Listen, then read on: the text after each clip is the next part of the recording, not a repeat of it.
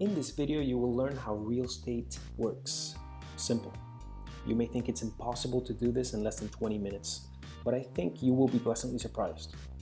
We will discuss major trends, both macro and micro, and then integrate these concepts into a super concept of real estate. If you're involved in real estate or at least curious about real estate, then I think this will be definitely worthwhile for you. Welcome, this content is for you.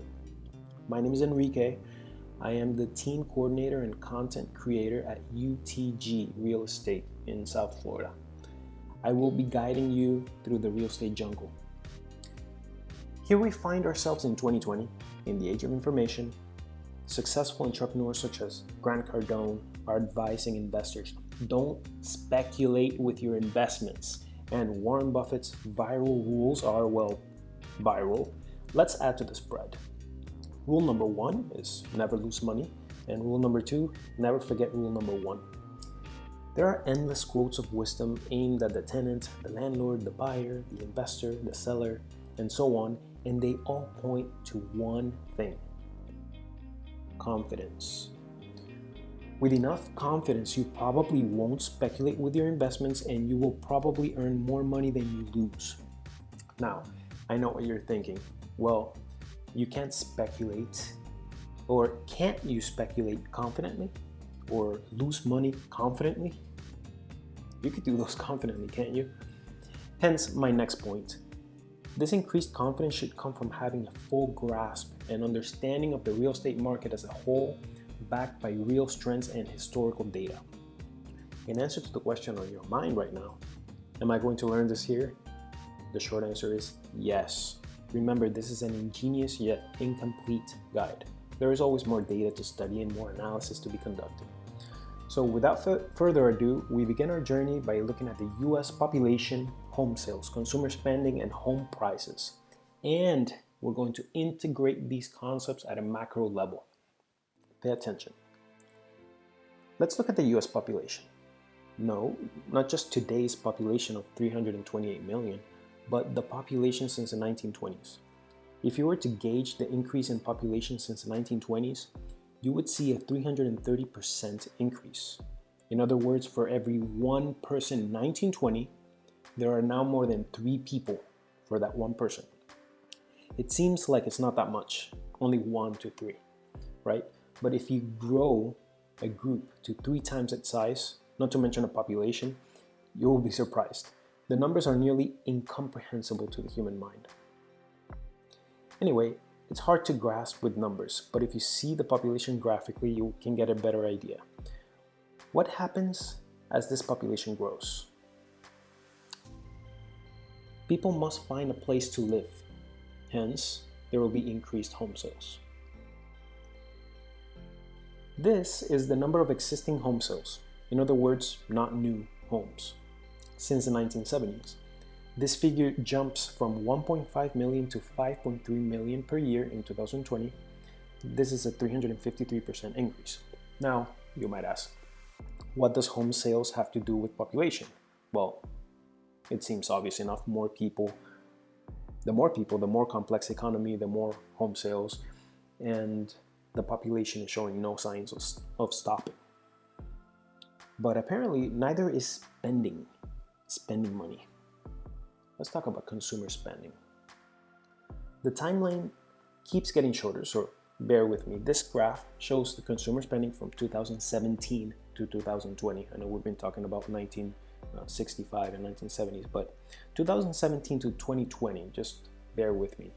Only 3 years, but how we spend. In these 3 years, we increased our spending from $12,400 to $13,400 billion. Let me repeat that. $12,400 to $13,400 billion. To simplify, we spent $1 trillion more, basically. Now, just for fun, let's see how many $300,000 homes we can buy with $1 trillion. The figure comes out to 3,300,000 homes. Now, this may be fun, I know, but how is consumer spending related to real estate?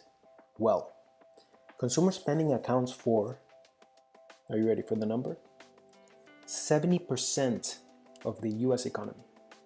And the economy can cause property prices to rise or fall.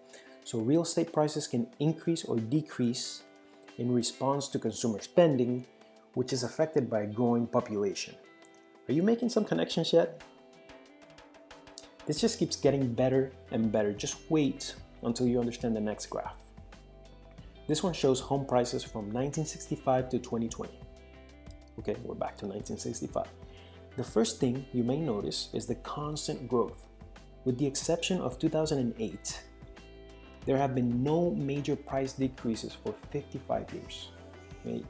You may have already noticed that the gray bars are US recessions. If you're now experiencing a warm feeling about real estate, it's probably because you can see that it's a strong industry, backed by real assets which are almost indestructible.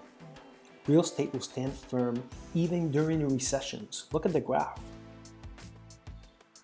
Congratulations, you've now glimpsed into the macroeconomics of real estate, and I hope that I have provoked an epiphany in you or helped you make a connection you hadn't made before, or at least provided an entertaining refresher. But that's not all. We've talked about populations and trillions of dollars and analyzed graphs, but where do you fit into this? What about the individual? Let's go micro.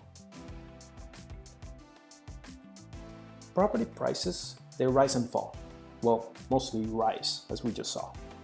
But not all areas are created equal. Yep, I said it. And it's true. Location, location, location. Have you heard the saying location, location, location? That's what individuals and investors look for in buying a home. An individual chooses a home in an area where there is business and employment. He chooses a home close to work. Similarly, a family looks for homes near good schools, right? And people in general pick homes which are close to shopping centers and recreation areas. Now, the most important, I think, is employment, because without employment, you cannot go shopping or pay for school or raise a family. Employment must come from new businesses or businesses in expansion. That's part of the reason you got the job. And assuming no recessions, these companies will hire more people, and some will be promoted, increasing salaries and promoting spending ability. Remember consumer spending a little bit ago? Let me ask you this. What does increased population and consumer spending lead to? Do you remember? What does increased population and consumer spending lead to? It leads to increased home sales and property prices.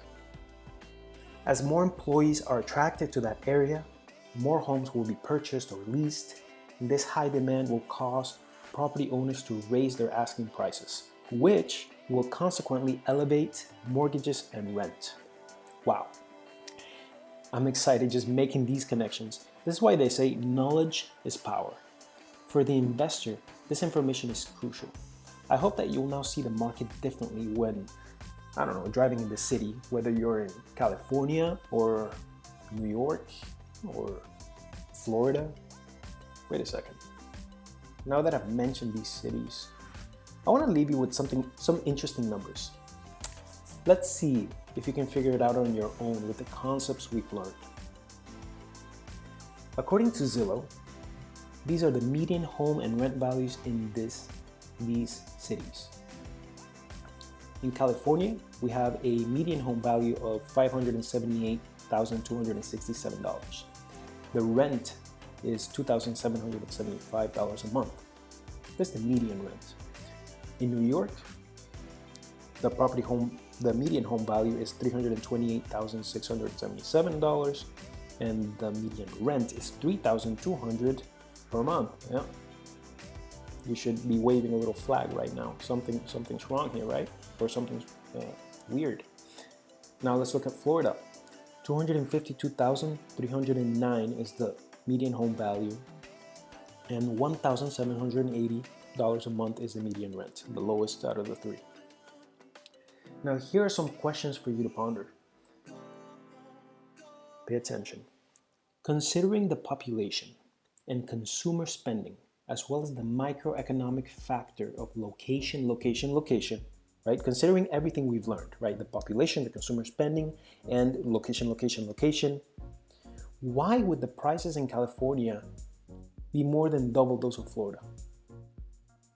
Okay, take a moment to think about it, right? And even after this video, just take a moment to think about it. And here's the second question. Why is the rent in New York higher with lower home values, while the rent in California is lower, yet they have the highest home values? Think about it. And if you don't know the answer, watch the video again, try to understand the trends, and you will be able to come up with good predictions and potential answers. Everything is connected. Remember these concepts next time you watch the news or on your way to work or to the shopping center. Think like an investor. Thank you for watching my video. I hope it was an entertaining, refreshing, and rich learning experience for you. See you next time on the UTG channel. Bye.